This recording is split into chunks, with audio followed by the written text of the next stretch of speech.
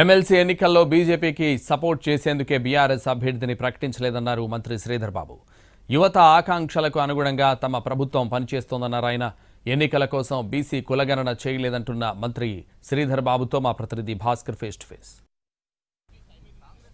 MLC ఎన్నికలకు సంబంధించి ఈరోజు ఒక భారీ ర్యాలీ నిర్వహించినది. మనతో పాటు మంత్రి శ్రీధర్ బాబు ఉన్నారు. బీజేపీ ఒక రకమైన ఆరోపణ చేస్తుంది, దానికి సమాధానం ఏం చెప్తారో ఆయన మాటల్లో తెలుసుకుందాం. సార్ చెప్పండి, బీజేపీ ఆరోపణ చేస్తా ఉన్నది బీఆర్ఎస్ కాంగ్రెస్ ఒకటైంది, అందుకే బీఆర్ఎస్ పోటీ చేయట్లేదు అంటున్నారు. ఇప్పుడు బీఆర్ఎస్ బీజేపీ ఇద్దరు కూడా అనుకోని బీజేపీ క్యాండిడేట్ కి సపోర్ట్ చేయాలనే ఉద్దేశంతోనే బీఆర్ఎస్ పార్టీ ఈ రోజు అభ్యర్థిని నిలబెడతలేదని ప్రజలందరికీ కూడా తెలుసు. ఇది స్పష్టం.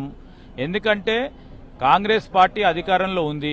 అధికారంలో ఉన్న కాంగ్రెస్ పార్టీ ఈ రోజు మరి యువతీ యువకుల గురించి ఉద్యోగ అవకాశాలు కల్పిస్తూ ఈ రోజు ఏం కల్పించలేదు, పట్టభద్రులు మాకే ఓటేస్తారని బీజేపీ అంటుంది. ఈ రోజు అన్ని వర్గాలకు సంబంధించిన ప్రజానికానికి శ్రేయస్సు కోరి నడుస్తా ఉన్న గత సంవత్సర కాలం నుంచి మాకు తప్పకుండా ఈ వర్గాలన్నిటి కూడా అందరూ కూడా మాకు ఆశీస్సులు పలుకుతారు, మా నరేందర్ రెడ్డి గారిని గెలిపిస్తారని నమ్మకంతో పోతాను. బీసీ జనగణన మీద వివాదం జరుగుతా ఉన్నది. ఇటువంటి తరుణంలో ఎమ్మెల్సీ ఎన్నికల్లో మీ విజయం ఎట్లుంటుంది? ఇప్పుడు ఎమ్మెల్సీ ఎన్నికల కోసం మేము పనిచేస్తలేమండి. ఎమ్మెల్సీ ఎన్నికలు వచ్చినాయని బీసీ ఇతర వర్గాలకు సంబంధించిన సెన్సస్ విషయంలో పనిచేయటం లేదు.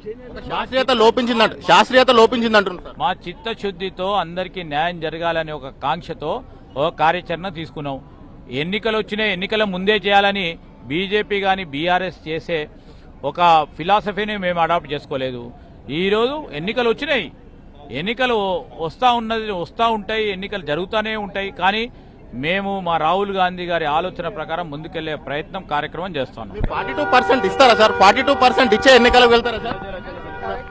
42% చిత్తశుద్ధితో బీసీ జనగణన నిర్వహించాం. బీసీ జనగణనకు సంబంధించి రాహుల్ గాంధీ ఆలోచన విధానం ప్రకారంగా జరిగిందని చెప్పేసి రాష్ట్ర మంత్రి శ్రీధర్ బాబు అంటున్నారు. కెమెరా పర్సన్ సంపత్తో కలిసి భాస్కర్, ఎన్టీవీ, కరీంనగర్ నుంచి.